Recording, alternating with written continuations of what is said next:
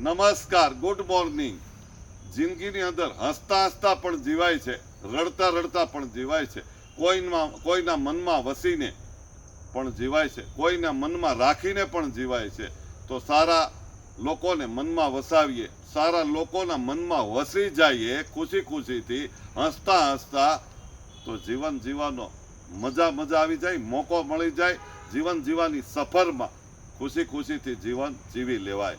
અનેક લોકો જીવે છે, રડતા રડતા જીવે છે, એના કરતાં હસતા હસતા જીવવામાં ખૂબ મજા છે.